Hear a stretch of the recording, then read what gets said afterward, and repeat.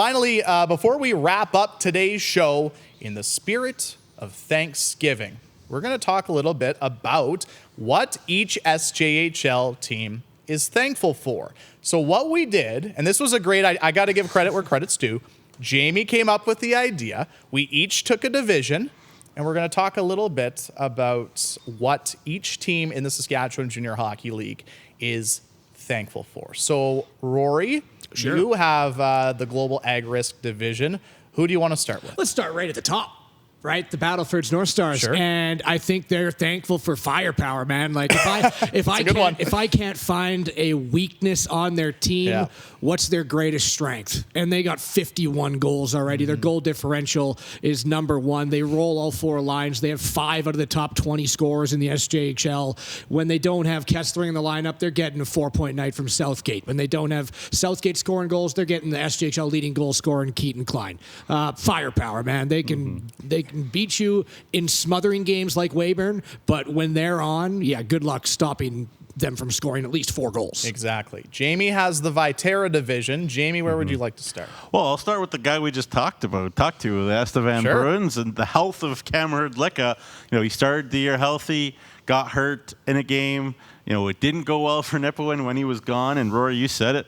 Most valuable goalie to his team. Maybe he's 1A, maybe Caleb Allen for Yorkton's 1B, but this is about the Estevan Bruins right now. So the health of Cam Hrdlicka is what the Bruins are thankful for this weekend. And that means I have the Sherwood division, and I will start also at the top of the division. I'll start with the Flin Flon Bombers, and we briefly talked about it earlier, and that is the return of Jacob Vockler. He was outstanding this weekend against the Kindersley Clippers. 3 assists. But if you watch the highlights from those games, he generated so much offense for the Flin Flon Bombers. Like, those games easily could have been much higher. He could have had a couple of goals in each game. And I think we talked about now the Bombers adding depth to their lineup, adding a top 6 forward essentially for free. It's a huge addition for them, and I think they're thankful that they got him back from the NAHL as quickly as they did. Rory, you're up next. Where would you like to go? Yeah, let's just move down the list. We'll go with the Humboldt Broncos, and I think they're thankful for the culture that's been built there over the last 4 years. And it starts right at the top with Scott Barney. It starts with Jamie Armitage and Luke Strebe, the assistant GMs and head scouts of the team that are able to didn't actually seem over the past 4 years that they're ever reloading. You take a look at this year, they lose Connor McGrath to college. You lose Matthew Perkins to the USHL. Race Ramsey, of course, ages out. There's actually 17 players that were on that roster, not on the roster. But then the culture comes in. It's what did Grayson Cameron teach the Kate Olsons? What did Kate Olson teach the Ethan Zilkes? The next man up approach. Everything stays the same in terms of their staff, their organization, how they run things, how they treat the players. And I just think that breeds success. So culture. Good one. Jamie? All right. Well, we're going to look over your shoulder there.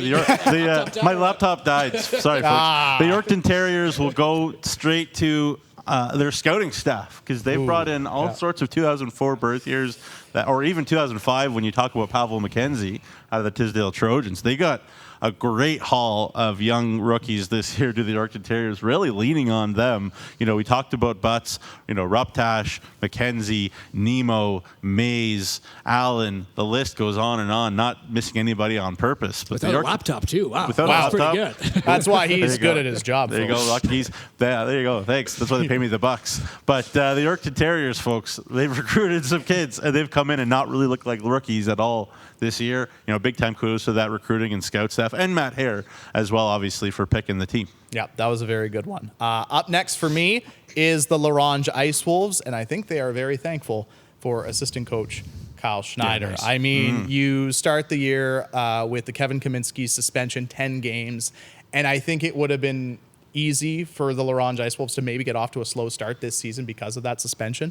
But Kyle Schneider has done an incredible job with that hockey club. They play a very hard style of hockey. Their forecheck's outstanding. The one thing I really noticed in the games I've seen against them or involving them is a lot of their forwards love to block shots, and they commit, and they're committed to their team. And I think that's why they're giving some teams a difficult time for sure. And once, Kevin Kaminsky just has to serve one more game, but Kyle Schneider deserves a lot of credit for where LaRange is to start this season. Rory, you're next. Yeah, the Notre Dame Hounds. It's whoever installed the shiny spotlight at the beginning of that program, or at least since I've been here. But although the Hounds have had a couple of seasons where, they didn't go to the first round of the playoffs, right? They're right now sitting in second last place.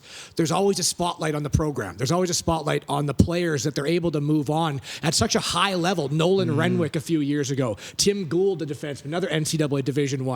Kevin Anderson, Jared Sitch. I think Will Dawson can get one this year. So yes, is there going to be a little bit of struggles sometimes in terms of being the upper echelon team in the SJHL? Maybe. But there's a reason players go to Notre Dame. Yep. And these players that they look behind them and see that have Division I scholarships, not just Div 1, wherever they move them on. They just have a lot of high-profile ones, and they're always putting the spotlight on their players, which I think is great, and they should be thankful for that. Jamie?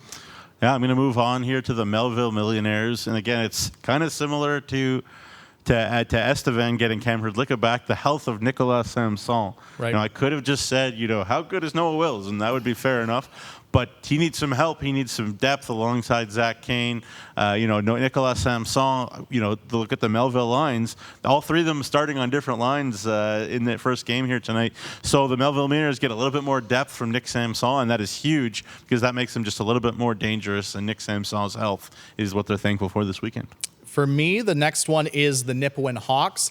And for me, the experience from last year is what they're thankful for. I know last year was such a tough year for the Nippon Hawks and a lot of change when it comes to the organization. But you had a very young team last year in the Hawks. You have a head coach and GM and Tad Kozin taking over as the head coach and general manager.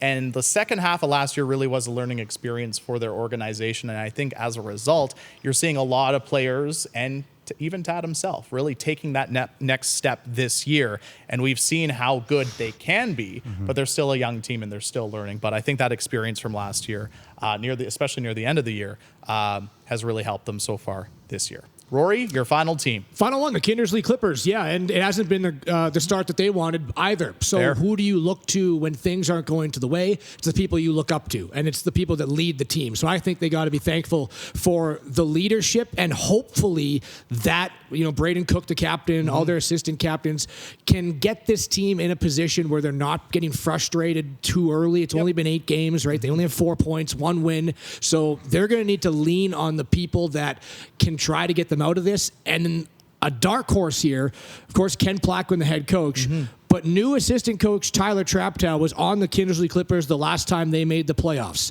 This is a guy, that was 2018-19, so 4 or 5 years ago now. This is a guy that these players can ask for opinions and ask for questions and look up to and be like, okay, were you ever in this type of funk? And how do we get out of it, right? What do we do? And I think Tyler Traptow, Ken Plaquin, and then their leadership group are going to need to help build some culture here that helps this Clippers team not get frustrated because it's still really early.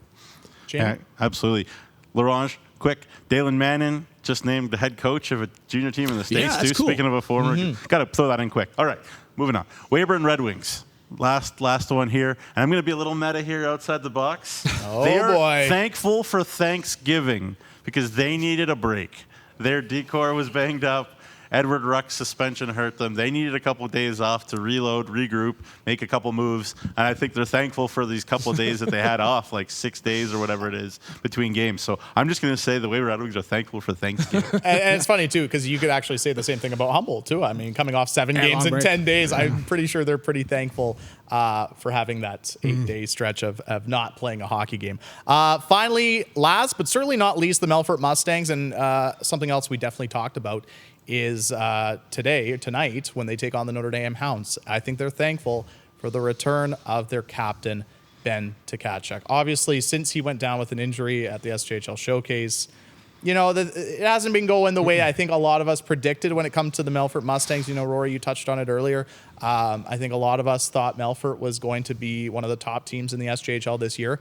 I still think they still can be. And I think they will be.